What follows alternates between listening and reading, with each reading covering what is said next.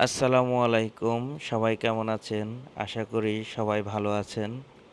আজকের ভিডিওটা অনেক স্পেশাল কারণ আমি আমার ফ্যামিলি নিয়ে জাপান ট্রিপের পুরো এক্সপেরিয়েন্সটা আপনাদের সাথে শেয়ার করব।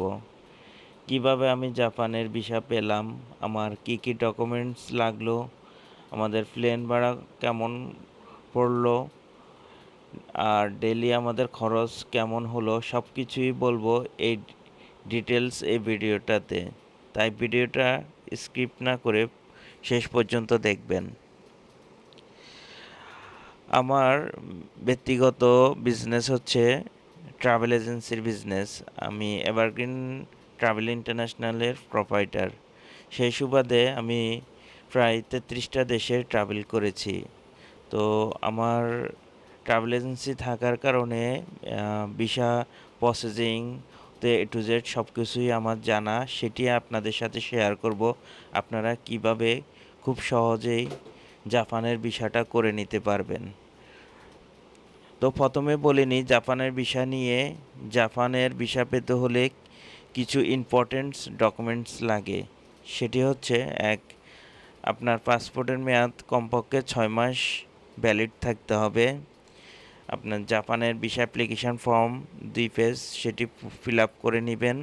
রিসেন্ট ফটো, ব্যাকগ্রাউন্ড সাদা এবং ম্যাট পেপারে অবশ্যই হতে হবে জাপানের ভিসা অ্যাপ্লিকেশন সাইজের।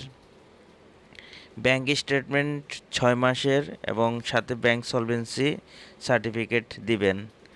এনওসি যারা জব করে তাদের জন্য, আর যারা বিজনেস করেন তাদের জন্য ট্রেড লাইসেন্সের ইংলিশে ট্রান্সলেট করে নটারি কপি দিবেন। প্লাস আপনার ট্রাভেল আইটিনারি, কোথায় যাবেন, কোথায় থাকবেন, কোথায় ঘুরবেন, টোটাল আপনার 7 দিনের যদি হয় 7 দিনের প্ল্যানের একটা ট্রাভেল আইটিনারি করে নেবেন।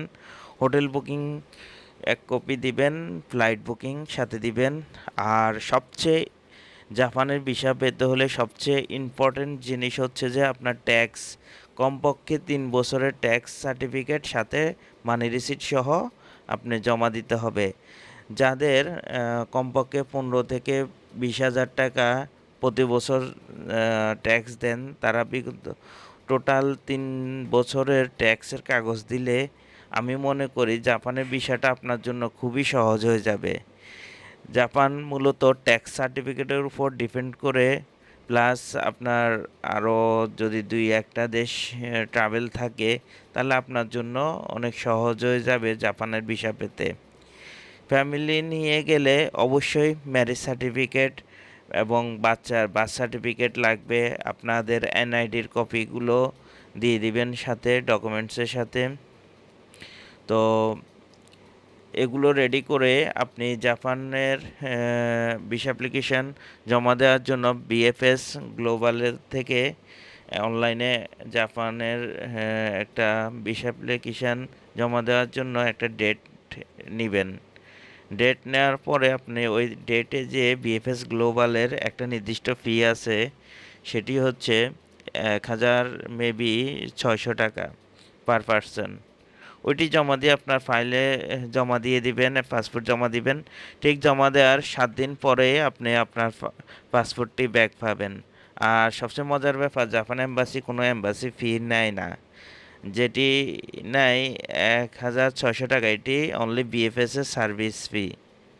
তো যাই হোক, ফ্লাইটের কস্ট আপনার একবারে বলি, প্লেন ভাড়া নিয়ে আমাদের বাংলাদেশ থেকে জাপান রিটার্ন টিকিট প্রতিজনের প্রায় আপ ডাউন 80 থেকে 1,20,000 টাকার মধ্যে অনুযায়ী কম বেশি হয়ে থাকে। ফ্যামিলি নিয়ে গেলে টোটাল কস্ট একটু বেশি হয়, তাই আগে থেকে টিকিট কেটে রাখলে খুব কমে পাবেন।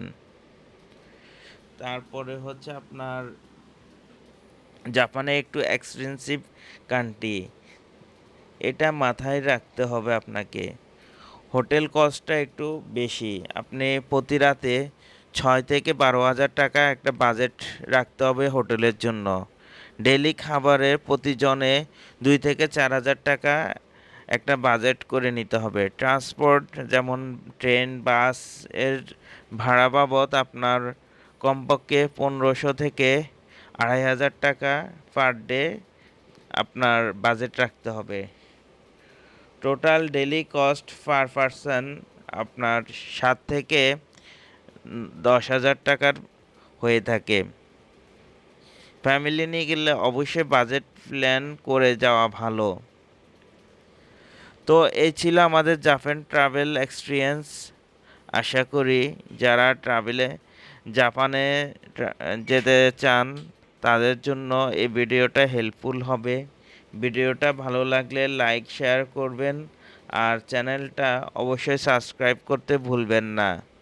আল্লাহ হাফেজ। আবার দেখা হবে নেক্সট কোনো এক ব্লগে। ভালো থাকবেন। আসসালামু আলাইকুম।